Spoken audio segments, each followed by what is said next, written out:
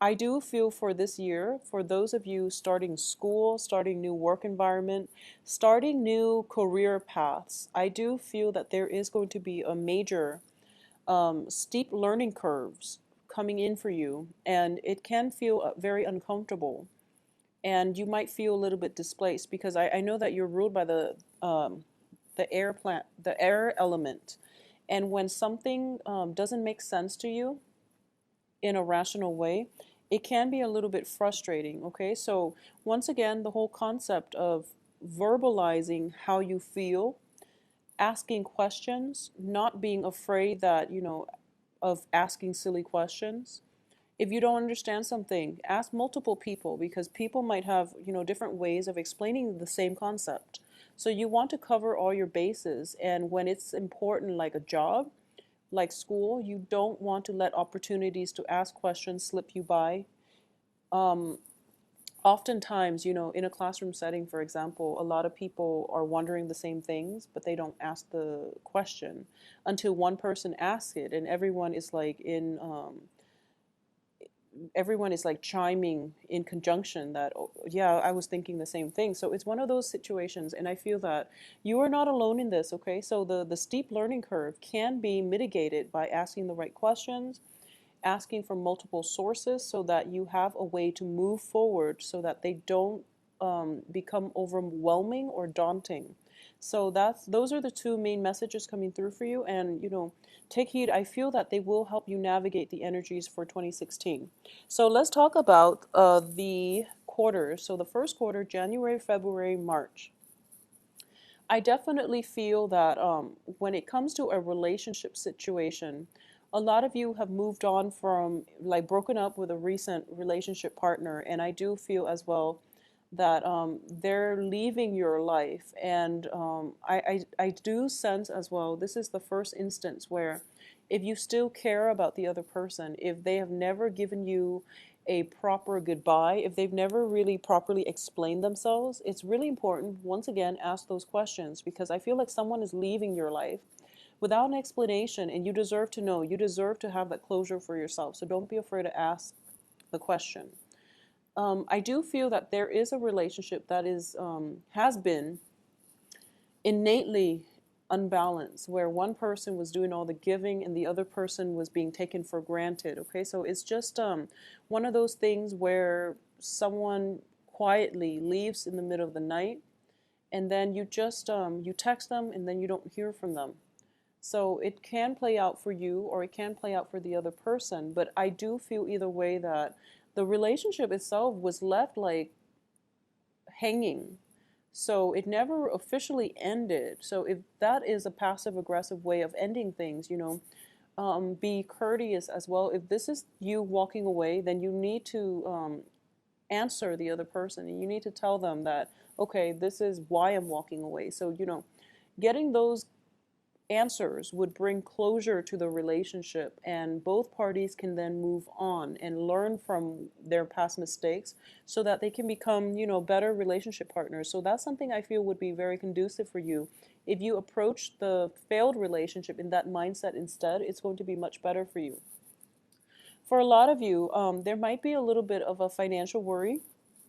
I do feel for a lot of you, there might be multiple jobs that you are applying for, and you have your minds like pretty much fixated on a specific position, specific job, and I do feel that the results will come in by, I'm sensing, by March, where a lot of you might be in new positions. So I do feel that for the first 2 months, January and February, if you're applying for school, if you're applying for job situations, and you're feeling very, very excited about whether or not you got in, whether or not you landed that job, and things like that. And it's also telling me that I'm sensing there are a lot of opportunities. So, the first shiny job is not the one that you should completely invest your all into, okay? So that time period from that January to March indicates to me a lot of opportunities will come through for you, and continuously throughout those first 3 months. So keep yourself flexible, keep yourself open-minded, all right? Coming in for the second quarter of the year, we do have April, May, and June. And I definitely feel this is one of those situations where we have like a situation that is difficult to comprehend. And when it frustrates you when you don't understand it. And as a result of it, you're consulting multiple people, which is the right thing to do. And you're trying to get to the bottom of it. And I do feel that sometimes it seems to me like there might be a lot of distraction around you. And you're kind of like missing out on, you're basically missing snippets of a story, and you're not getting the whole picture. And I feel like that might just be why you're not understanding something.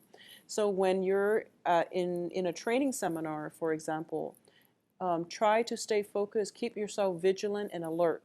When you're in a classroom, for example, and somebody is explaining something very, very tedious and difficult and boring, like molecular structures, for example, in chemistry class, you start to space out. And as a result of it, you're missing out on some vital information. And then you think that, A and B are connected when in fact there is like Z in between. So just, keep that in mind. And if you know that something is boring, but you have to get through it, drink some coffee, keep yourself alert, do conscious things to keep yourself, on top of the game and keep yourself vigilant, okay? I also feel as well there might be a lot of opportunities for partying, drinking, expanding your social circle. It's understandable because it is also like a lot of you might have started new jobs or new schooling or just in a new environment, and you want to branch out and you want to expand your social circle. So there might just be, you're overextending your time. You're going out and having a lot of fun, and in at work or in school, you're finding it a little bit difficult to concentrate. But I definitely feel that the financial situation itself is starting to stabilize as well. We do have the Nine of Pentacles, and the Nine of Pentacles is a lot of opportunities for self-employment. And it comes into me as somebody who is self-employed, who takes on clients, and they have to like possibly wine and dine the clients for a long period of time before the client signs that contract. So you might just be, exerting or spending a lot of your time doing the courtship before the project falls through or before you land the project. So it's just it taxes you, time wise and also emotionally. So I do feel that it is something that we all have to make sacrifices about, but make sure that you don't spend way too much time to follow up on a lead and then they lead you astray. Okay, so be very wise and be very vigilant about who it is that is a good lead, and which lead can potentially lead to a dead end. So don't overextend your time. In terms of love relationships, coming in for the third quarter, it's coming in quite strong. And I do feel there is going to be a water sign here. And the water sign are Pisces, Cancer, Scorpio. And I do feel as well there is a fire sign. Fire signs are Aries, Aries, Sagittarius, and Leo. So I do feel that there is a very strong magnetic attraction with this fire sign. And for some reason, I see the relationship halting.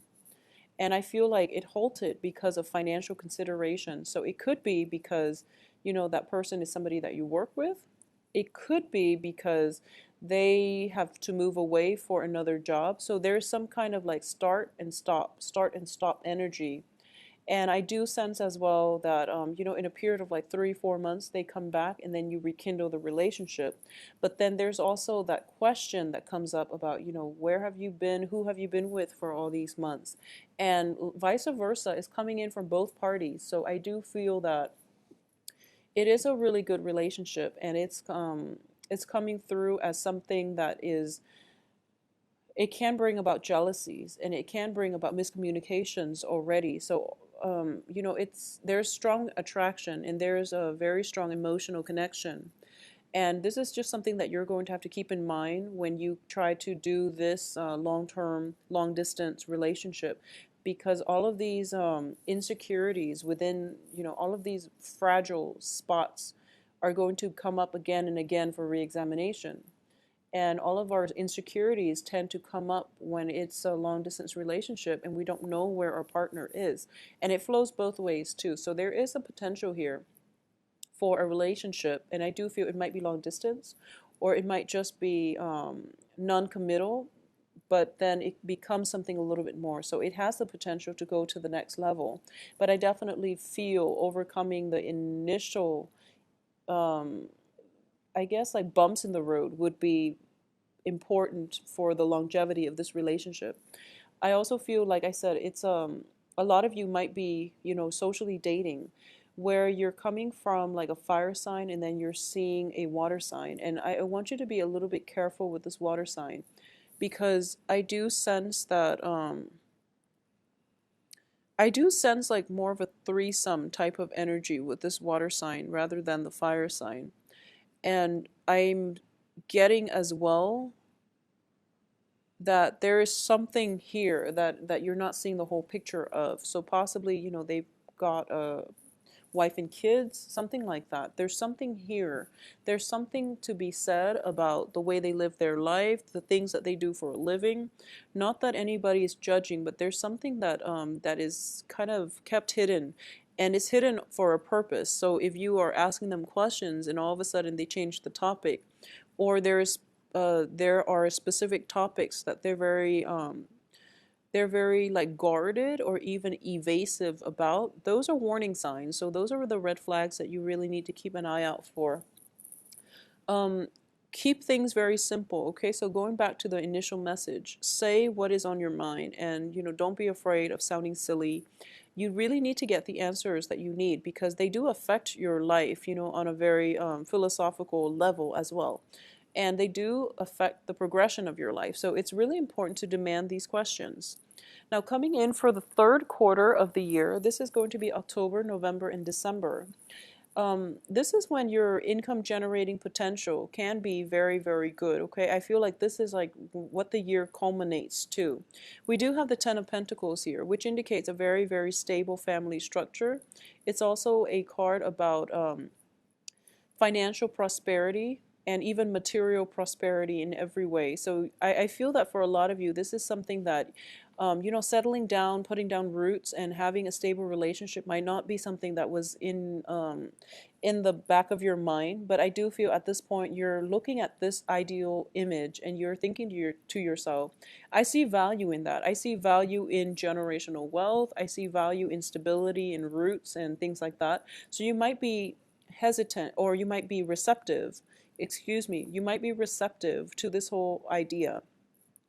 I do feel as well for the last quarter of the year, there is somebody that is going to be in your life, and it's coming up as somebody that you're very compatible with, somebody who is very grounded, and they might want a family, they might want to set down roots, and they might want that stability in their life as well.